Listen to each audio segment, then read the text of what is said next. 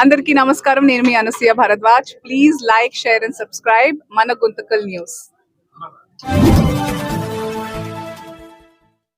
మన గుంతకల్లు న్యూస్ కి స్వాగతం.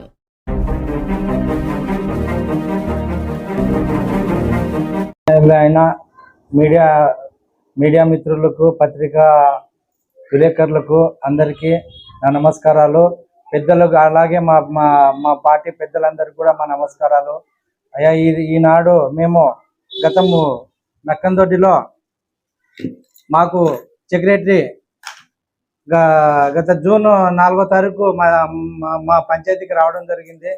ఆయన వస్తేనే నువ్వు గ్రామ సభ పెడితే నేను ఏదైనా చేస్తాను, లేకపోతే చేయనని చెప్తే వెంటనే నేను గ్రామ సభ కూడా పెట్టడం జరిగింది. ఎందుకంటే నేను నా భార్య తాలుబొట్లతో సహా కుదిపెట్టుకొని నేను చాలా బాధలు పడి మేము అనేక పడబాట్లు పడి చేసినాము. ఊర్లో గ్రామంలో మాకు ఈ సెక్రటరీ కన్నా ముందు వచ్చిన ముందు ఉన్న సెక్రటరీకి వాళ్ళు గ్రామస్తులు ఊరికి నీరు తక్కువ వస్తున్నాయి, మరి ఎట్లా చేస్తారంటే అక్కడ ఉండే ఈయన ఇంజనీర్ గారు, మరి అలాగే సెక్రటరీ గారు, గ్రామ పెద్దలు, ఒక 5 మంది గ్రామ పెద్దలు కూడా వచ్చి గ్రామం అంతా చుట్టూ తిరిగి ఎక్కడెక్కడ ఏమేమి బోర్లు ఇప్పుడు ఉన్న దాంట్లోనే కడిగిచ్చి కొత్త మోటార్లు వేసి పెట్టమని చెప్పి గ్రామస్తులందరూ అడుగుతుంటే, సచివాలయంకి వచ్చి వాళ్ళు కంప్లైంట్ చేస్తుంటే నేను కూడా నన్ను అక్కడికి సచివాలయం పిలిచి గ్రామస్తులు కూడా అడిగినప్పుడు మేము పోయి ఆ గ్రామస్తులు సర్వేర్ సార్, అసిస్టెంట్ ఇంజనీర్ గారు, మరి అలాగే ఆయన సెక్రటరీ, నేను, గ్రామస్తులు అందరూ ఊరంతా తిరిగి ఎక్కడెక్కడ ఏ లొకేషన్ లో పెట్టాలంటే గ్రామస్తులందరూ తిరిగి పలానా లొకేషన్లన్నీ మొత్తం అందరూ చూడడం జరిగింది. వాళ్ళు చూసిన తర్వాతనే, సెక్రటరీ చెప్పిన తర్వాతనే అక్కడ అసిస్టెంట్ ఇంజనీర్ గారు అందరూ ఇక్కడికి ఈ పలానా స్థలాల్లో చేస్తే మనకి ఊరికి ఇక్కడ ఒక 50 ఇండ్లు, ఇక్కడ ఒక 60-70 ఇండ్లు, ఇక్కడ ఒక 80 ఇండ్లకి ఇట్లా అవుతుందని చెప్తే నేను గ్రామంలో మొత్తము ట్యాంకులు కట్టించడం జరిగింది. ట్యాంకులు కట్టించిన తర్వాత మరి మొత్తం అన్ని బోర్లు 4 బోర్లు కడిగించినాను, ఒక కొత్త బోర్ వేయించినాను. అన్ని దానికి అన్నిటికి ఆ ట్యాంకులకి బోర్లు వేసిన దానికి, బోర్లు కడిగించిన దానికి ఆనాడు సెక్రటరీ వచ్చేసి నాకు తీర్మానం ఇచ్చినాడు. తీర్మానం ఇచ్చి ఆ బిల్లులు అయితే నేను ఓకే, నాకు తీర్మానాలకి నేను మేడం గారికి ఇచ్చిన, ఏఈ మేడం గారికి బిల్ చేసేదానికి ఇచ్చిన తర్వాత ఇవి మరి కొత్త మోటార్లు బిగించిన, కొత్త మోటార్లు తెచ్చి వేసిన లోపల దాంట్లోకి ట్యాంకులు కనెక్షన్ ఇచ్చేదానికి. ఆ కొత్త మోటార్లు వేసేటప్పుడు మరి తర్వాత వచ్చినాడు కదా సెక్రటరీ గారు, ఆ సెక్రటరీ కూడా మరి మేము సార్ ఇట్లా ఇవన్నీ నువ్వు ఆ రోజు లేవు కదా, ఈ బోర్లు వేసినప్పుడు ఇప్పుడు మోటార్లు వేయాలి, దానికి మోటార్లు వేసి కనెక్షన్ వేయాలంటే ఏంటి మేమేమి ఇస్తాంలేము సార్, గ్రామ సభలో మాట్లాడినాం కదా. గ్రామ సభలో సెక్రటరీ ఏమని అడుగుతాడు జనాలకి, ఈ పని ఈ సర్పంచ్ చేసినాడు, బిల్ పెట్టాలా వద్దా అని చెప్పేసి జనాలందరినీ అడుగుతాడు సార్. మరి మేమేం చేయాలా, మేము జనాలకు పని చేసింటేనే మేము ఇవి తీర్మానాలు అడుగుతున్నామా, చేయకోకుండా తీర్మానాలు అడుగుతున్నామా? అదే నెలలోనే ఈ పనులన్నీ చేసినాం. ఈ పనులన్నీ చేసి కొన్ని పనులు రాసినాడు, కొన్ని పనులు రాయలేడు, తీర్మానం ఇవ్వలేదు. ఆ మిగతా పనులకి నేను తీర్మానం అడిగితే ఆయన మరీ గ్రామ సభ పెట్టమంటాడు. ఒకసారి గ్రామ సభ పెట్టితే దగ్గర 5 నుంచి 10,000 ఖర్చు వస్తుంది. ఇప్పుడు ఆ ఖర్చు ఎవరు భరిస్తారు? నాకే ప్రతిదానికి గ్రామ సభ పెట్టు, అందరితో సంతకాలు పెట్టించుకొని రా. ఎప్పుడెప్పుడు లేదు, ఇప్పటి వరకు మేము గెలిచి దాదాపుగా 4.5 సంవత్సరం అయింది. ఇప్పటి వరకు ఎప్పుడెప్పుడు లేనిది ఈ రోజు మాకు ఈ సెక్రటరీ వచ్చి మాకు ఈ రకంగా ఇబ్బంది కలిగిస్తున్నాడు.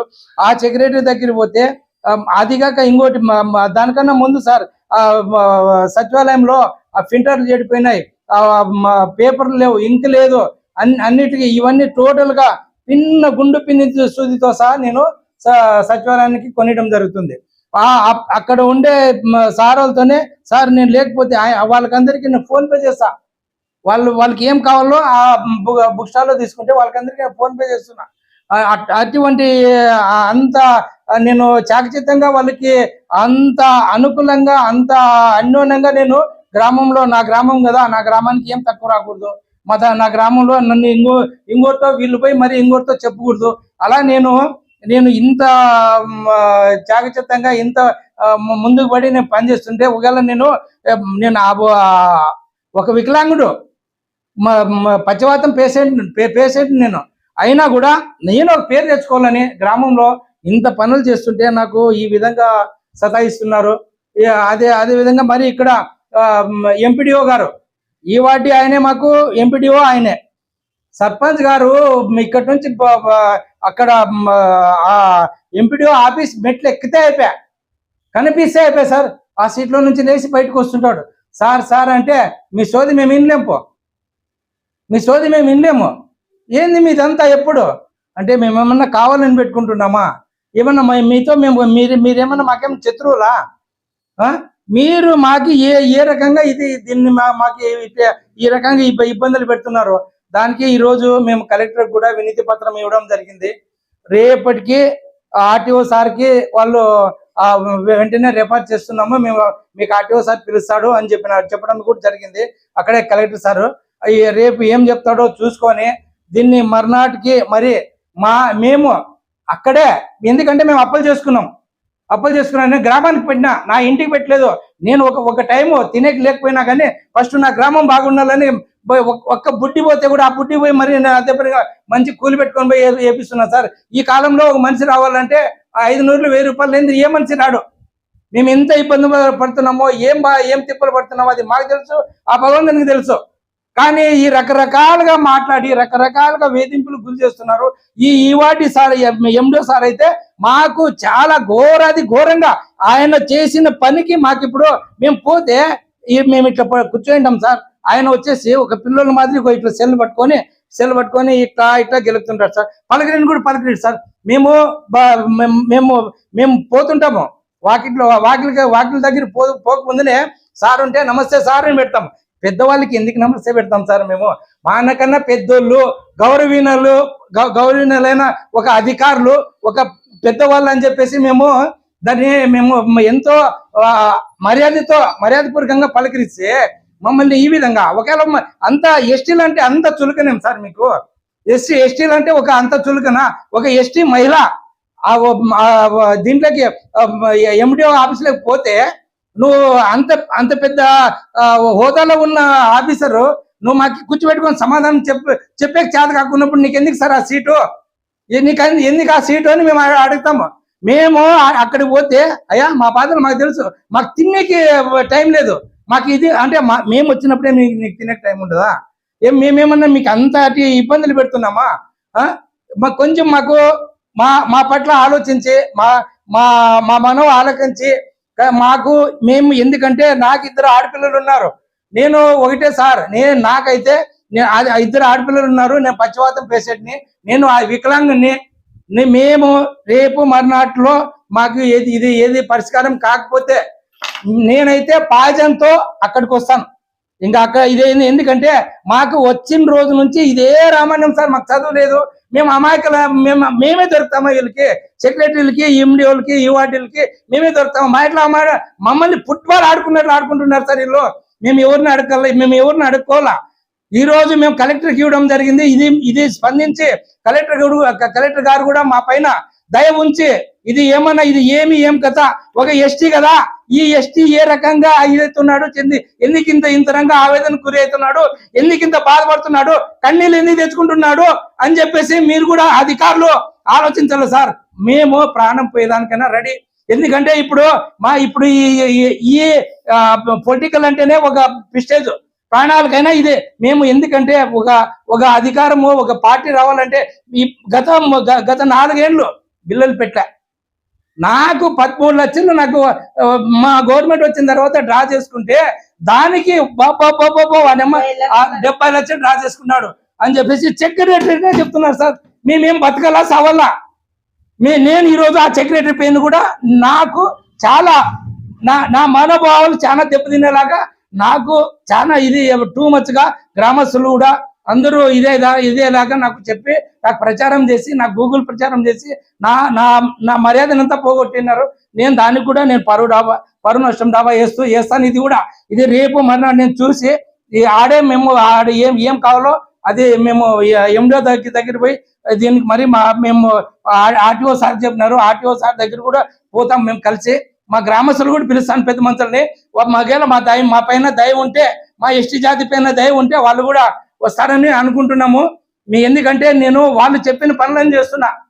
మా గ్రామ పెద్దలైతే ప్రతి ఒక్కరు ఎందుకు చేస్తావు, మనం ఇది ఊరికి పెట్టింది శ్మశానానికి చేసిన సేవ, ఊరికి ఇండ్ల కొట్టిన సున్నం రాదంట, నువ్వు ఎందుకు ఇతరంగా చేస్తున్నావు అంటే కూడా ఒకరు వద్దంటారు, ఒకరు చేయమంటారు, ఇంకోరు మరి అది చేయి అంటారు. ఇప్పుడు ట్యాంకులు అన్ని కట్టించినాం, దానిపైన టాపులకి వాళ్ళు కూడా వాళ్ళ దాంట్లోకి ఇష్టానుసారంగా మాట్లాడతారు. ఎందుకంటే జనాలతో మనం అనిపించుకుందాం సార్.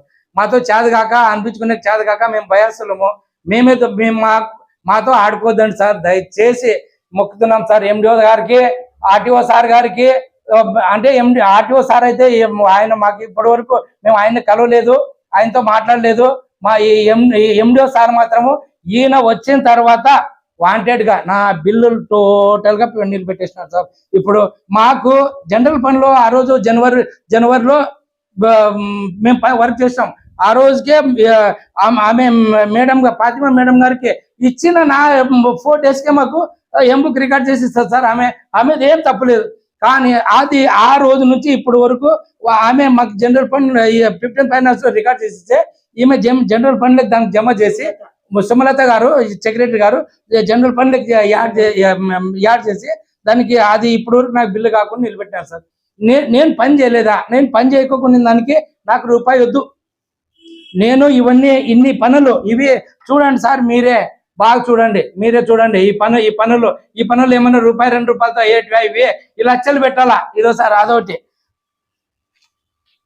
అన్ని పెద్ద పనులే. ఒక మోటార్ వేసుకోవాలంటే 1.5 లక్ష అట్లా వస్తుంది సార్. చూడండి సార్, ఈ పనులు చూడండి, మీరే చూడండి, మీ కళ్ళతో చూడండి. విలేకరులు కూడా మేము ఎందుకు ఇంత బాధతో సార్, ఇది మేము సచివాలయానికి పెట్టుబడులు సార్, ప్రతి ఒక్కటి మేము ఇచ్చినాం సార్. సచివాలయంకి ప్రతి ఒక్కటి ఇచ్చినాం, పెట్టిన పెట్టుబడులు పేపర్ పూర్వకంగా ఉంటే కూడా నువ్వు ఎప్పుడు చేసినావు. ఇంకోటి ఈ సెక్రటరీ మొన్న వచ్చినాడు సార్, సెక్రటరీ గారు మొన్న వచ్చి నాకు 2.5 లక్షలు బిల్లు పెట్టినాడు. ఎందుకు పెట్టినాడు? ఒక బోర్ వేసినాను, 4 బోర్లు కడిగిచ్చినాను, ఇంకా కొంత మరమ్మతులు, దారి మరమ్మతులు, పైప్ లైన్లు అవన్నీ రిపేర్లు ఉండేటివి, అవన్నీ మొత్తం కలిసి 2 లక్షల రూపాయలు మేడం గారు చేసింది. మనకు వాళ్ళు మా దానికి వాళ్ళని మేము అది చేయండి ఇది చేయండి అని అడగలే.